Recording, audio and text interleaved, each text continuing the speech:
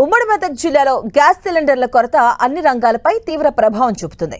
Commercial gas సిలిండర్ల సరఫరా నిలిచిపోవడంతో ప్రభుత్వ హాస్టళ్లు, దేవాలయాలు, హోటళ్లు తీవ్రంగా ఇబ్బందులు ఎదుర్కొంటున్నాయి. దేవాలయాల్లోని అన్నప్రసాదం, లడ్డూల తయారీలకు అధికారులు ఇబ్బందులు పడుతున్నారు.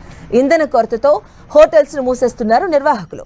ప్రభుత్వ హాస్టల్స్ లో విద్యార్థులకు భోజన సదుపాయాలు కొరవడుతున్నాయి.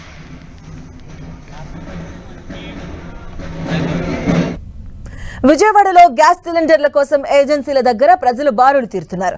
గంటల తరబడి క్యూలైన్లలో పడిగాపులు కాస్తున్నారు. ఏజెన్సీ నిర్వాహకులు గ్యాస్ సిలిండర్లు అందుబాటులో లేవని చెబుతున్నారు. తమ పేరుపై ఏజెన్సీ నిర్వాహకులు గ్యాస్ బుక్ చేసి బ్లాక్ లో అమ్ముకుంటున్నారని ప్రజలు ఆరోపిస్తున్నారు. ఆదిలాబాద్ లో గ్యాస్ సిలిండర్ల కోసం ఏజెన్సీల దగ్గర ప్రజలు బారులు తీరుతున్నారు. గంటల తరబడి క్యూలైన్లలో పడిగాపులు కాస్తున్నారు. గ్యాస్ సిలిండర్లు లేవని ప్రచారం జరగడంతో భారీ ఎత్తున ప్రజలు ఏజెన్సీ దగ్గరకు చేరుకున్నారు.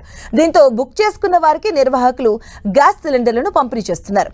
మరోవైపు అక్రమ వసూలుకు పాల్పడుతున్నారని పలువురు మహిళలు ఆరోపిస్తున్నారు. కొమరంభీం జిల్లా ఆసిఫాబాద్ లో కొన్ని పెట్రోల్ బంకుల్లో నో స్టాక్ బోర్డులు వెలిశాయి. దీంతో భారీ ఎత్తున జనకాపూర్ పెట్రోల్ బంక్ దగ్గర పోటెత్తారు వాహనదారులు. పెట్రోల్, డీజిల్ కోసం గంటల తరబడి క్యూలైన్లలో పడిగాపులు కాస్తున్నారు. తమకు దగ్గరగా ఉండే బంకుల్లోనే నో స్టాక్ బోర్డులు పెట్టడంతో తీవ్రంగా ఇబ్బందులు పడుతున్నామని వాహనదారులు వాపోతున్నారు.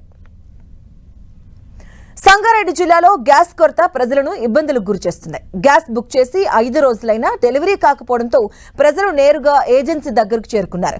తమకు గ్యాస్ ను పంపిణీ చేయాలని డిమాండ్ చేస్తున్నారు. ఏజెన్సీ దగ్గర భారీ క్యూ లైన్ నెలకొంది. శ్రీ సత్యసాయి జిల్లా సోమదేవపల్లి మండలంలో గ్యాస్ కష్టాలు ప్రజలను వెంటాడుతున్నాయి. గ్యాస్ బుక్ చేసి వారం రోజులు గడుస్తున్నా డెలివరీ కాకపోవడంతో ప్రజలంతా నేరుగా ఏజెన్సీ దగ్గరకు చేరుకున్నారు. భారీ ఎత్తున క్యూలైన్లలో నిలబడి తమకు గ్యాస్ ను పంపిణీ చేయాలని డిమాండ్ చేస్తున్నారు.